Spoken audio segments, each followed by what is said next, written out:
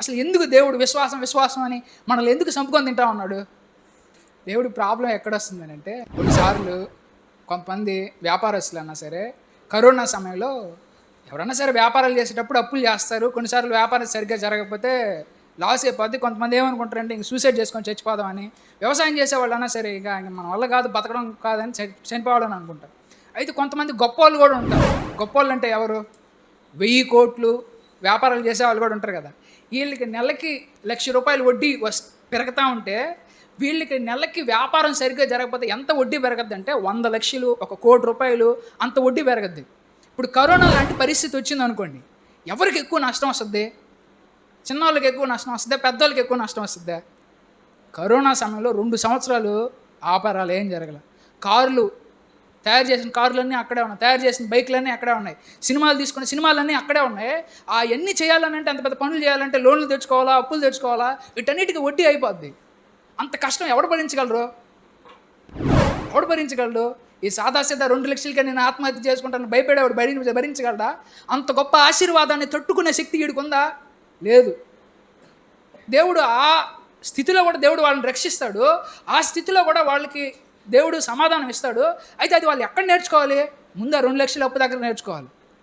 నేర్చుకోకపోతే ఆయన దీని 2 లక్షలకి ఎంత టెన్షన్ పడిపోతున్నాడు, వీడికి 20 లక్షలు ఇస్తే ఎంత టెన్షన్ పడతాడు వీడని చెప్పి దేవుడు ఎప్పుడో, ఎందుకంటే నీకు అంత నువ్వు ఓవర్గా ఇచ్చి నువ్వు ఓవర్గా టెన్షన్ పడి నరాలు చిట్లు పోయా కన్నా అసలు నీకు ఎందుకు అంత ఇచ్చి గమ్ము పెట్టడం మేలు, పాపం వదిలేద్దాం అని అనుకుంటాడు. అంటే వీళ్ళకి ఏంటి ఆ విశ్వాసం అంటే, వాళ్ళు గతంలో చాలా పరిస్థితులు నేర్చుకున్నారు, చాలా అవరోధాలు నేర్చుకున్నారు, ఎన్నో చేశారు. ఇప్పుడు మళ్ళీ వాళ్ళకి అది వచ్చినప్పుడు గతంలో చాలా వచ్చాయి, చాలా చూసాం, ఇది అంతకన్నా మించింది కావచ్చు, వెయిట్ చేస్తాం అని చెప్పి విశ్వాసాన్ని నేర్చుకున్నప్పుడు ఎంత బలమైన కష్టం వాళ్ళు ఎదురుగా ఉన్నా వెనక్కి తగ్గకుండా ముందుకెళ్తారు వాళ్ళు. కాబట్టి దేవుడు విశ్వాసం ఉన్న వాళ్ళనే దీవిస్తాడు, కానీ అందరిని దీవించలేకపోతా ఉన్నాడు. అది దావీదు, దేవుడు ఆయనకి రాజ్యం ఇస్తాడని చెప్పి 15 సంవత్సరాలు వెయిట్ చేశాడు. ఈ 15 సంవత్సరాలు ఎన్నో అటాకులు జరిగాయి ఆయనకి, ఎన్నోసార్లు ఆయన మీద అటాకులు జరిగాయి, ఎన్నో యుద్ధాలు చేశాడు. యుద్ధం చేసే ప్రతిసారి భయపడాలా వద్దా? ఆ తర్వాత ఆయనకి భయం ఇలా, ఆయన చచ్చిపోయేదాకా కూడా యుద్ధాలు చేస్తూనే ఉన్నాడు.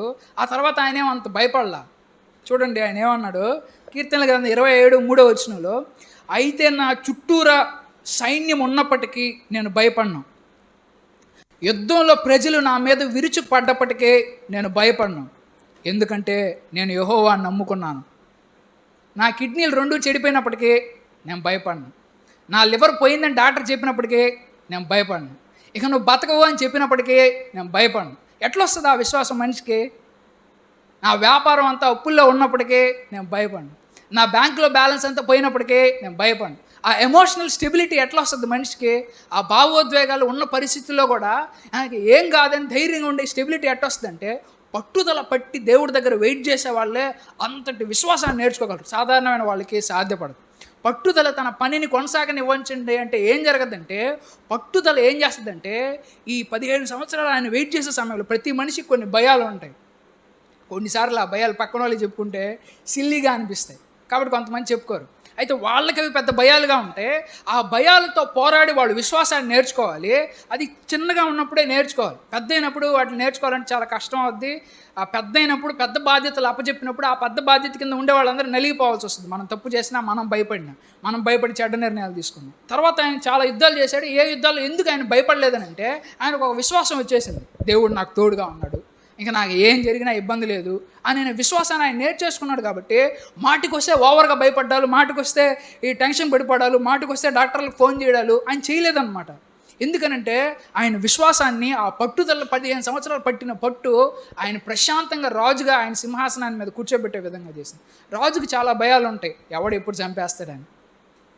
ముందు దావీదుకి విశ్వాసం ఇచ్చాడు, ఎవడు నన్ను అటాక్ చేసినా నా వెనక ముందు అంతా దేవుడే ఉన్నాడు, ఆయన చూసుకుంటాడు.